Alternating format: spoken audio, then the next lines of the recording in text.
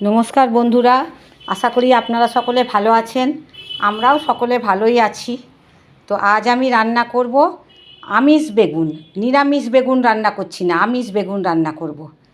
তো প্রথমে দেখুন, বেগুনগুলোকে আমি খুব ভালো করে গোটাই ধুয়ে রেখে দিয়েছি।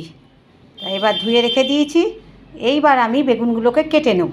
তা বেগুনগুলো দেখুন আমার কাটা হয়ে গেছে। এইবার আমি বেগুনগুলোকে পাশে রেখে দিচ্ছি। আর আর এই পাশে কেটে রেখে দিয়েছি সরু সরু করে একটা বড় পেঁয়াজ, আর রেখেছি একটা বড় টমেটো। এই হচ্ছে আজকে আমি বেগুনের আমিষ রান্না করব। তো যাই হোক, আমার কড়াইয়ে তো তেল দেওয়া হয়ে গেছে, আর তেলটা আমার মোটামুটি গরমও হয়ে গেল। তো এইবার আমি বেগুনগুলোকে আমি ভেজে নেব। তো বেগুনগুলোকে আমি ভাজার সময়ে একটু নুন হলুদ তো দেবই, সেটা এখন আমি দিইনি। তাই আমার সব বেগুনগুলো একে একে আমি দিয়ে দিচ্ছি। আমি নুন হলুদ আগে মাখাইনি, তা আমি কড়াইয়ের ওপরেই নুন হলুদটা দেব। তো বেগুনগুলো আমার সব একে একে দেওয়া হয়ে গেল। অনেকে নুন হলুদ মাখিয়েও ভাজে, তো আমি সেটা আর করলাম না। তো দেখুন আমার বেগুনগুলো সব দেওয়া হয়ে গেছে, নুনও দেওয়া হয়ে গেছে। এইবার আমি হলুদটা দিয়ে দিলাম। তো এই নুন হলুদ দেওয়ার পরে বেগুনগুলোকে তো এপিট ওপিট করে ভেজে নিচ্ছি। তো আমার এপিট ওপিট করে বেগুনগুলো বেশ ভালোভাবে ভাজা হয়ে গেছে। সুন্দরভাবে আমার বেগুনগুলো ভাজা হয়ে গেছে। তো বেগুনগুলোকে এবার আমি অন্য পাত্রে তুলে নিচ্ছি। তা অন্য পাত্রে আমি তুলেও নিয়েছি দেখুন। আর কড়াইয়ে তো অনেকটাই তেল ছিল, তো অতটা তেল আমি দেব না। তেল আমি তুলে রেখেছি। এবার তেলের মধ্যে দিয়ে দিলাম লঙ্কা, শুকনো লঙ্কা, আর দিলাম তেজপাতা, আর আমি দিয়ে দিচ্ছি পাঁচফোড়ন, আর তার সাথে দিলাম একটু গোটা জিরেও মেশানো আছে। আর আমি দিয়ে দিচ্ছি কসুরি মেথি। সেই মেথি আমি দিয়ে দেবো। তো এই যে আমি কসুরি মেথি দিয়ে দিলাম। এবার আমি সবগুলোকে একসাথে আমি ভাজছি। ফোড়ন হিসাবেই আমি এই কসুরি মেথি ব্যবহার করলাম। তো এবার আমি ভাজা ভাজা করছি। দেখুন আমার ভাজাও বেশ সুন্দর হয়ে গেছে। এইবার আমি দিয়ে দেবো ওই কেটে রাখা পেঁয়াজ। তা কেটে রাখা পেঁয়াজগুলোকে আমি এবার দিয়ে দিয়েছি। দিয়ে এইবার নাড়াচাড়া করছি। তো একটু ভালো করেই ভাজতে হবে, একটু আমি লাল লাল করেই পেঁয়াজগুলোকে ভাজবো।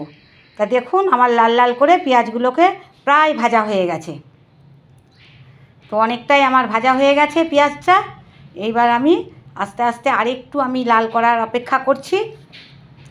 তো একটু নাড়াচাড়া করবেন একটু সময় নিয়ে, তো ভালোই হবে।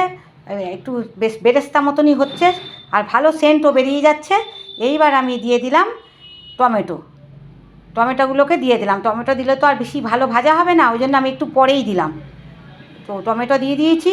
এইবার আমি দিয়ে দিলাম আদা বাটা আমি দিয়ে দিলাম। দেখুন এবার একে একে সব গুঁড়ো মশলাগুলো দেব। দিয়ে দিয়েছি হলুদ, এরপরে দিয়ে দিলাম একটু লঙ্কার গুঁড়ো, তারপরে আমি দিয়ে দিচ্ছি একটু জিরে আর ধনে গুঁড়ো। এবার আমি দিয়ে দিলাম নুন, আর আমি দিয়ে দেবো চিনি। পরিমাণ মতন আমি চিনি দিলাম। আর বেগুন একটু মিষ্টি মিষ্টি ভালোও লাগবে, আর টমেটোও দেওয়া আছে, তো একটু চিনি দিয়ে দিলাম। দিয়ে এইবার ভালো করে কষছি। দেখুন খুব সুন্দরভাবে কষছি।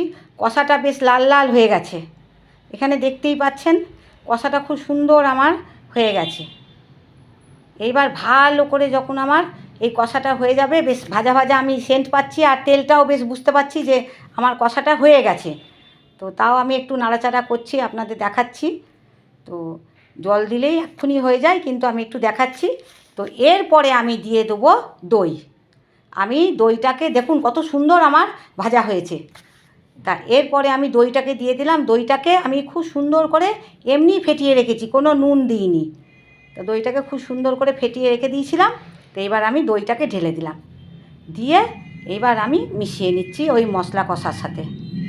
সুন্দরভাবে আমি মিশিয়ে নিচ্ছি। দেখুন খুব সুন্দরভাবে আমার মেশানো হয়ে গেছে।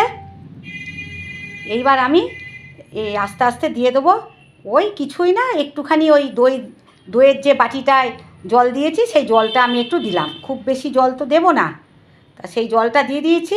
দিয়ে আমার এই যে ভাজা বেগুন, খুব ভালো করে আমার বেগুনগুলো ভাজা আছে, আমি বেগুনগুলোকে দিয়ে দিলাম। এবার আমি ভাজা বেগুনগুলোকে দিয়ে এবার একটু নাড়ছি।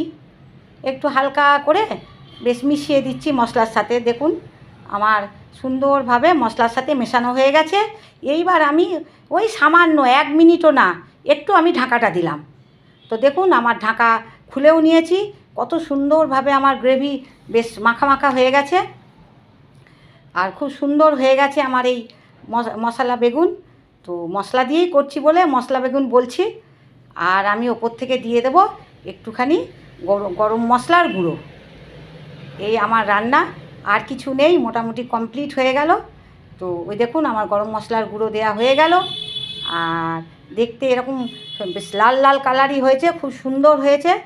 তো এর খুবই সহজ রান্না বন্ধুরা, আপনারা এই রান্নাটা করবেন, বেশ ভালোই লাগবে। আর গরম গরম ভাতের সাথে তো খুবই ভালো লাগবে। আমি এই গরম মশলাটা দেওয়ার পরে একটু সামান্য ঢাকা দিয়েছিলাম।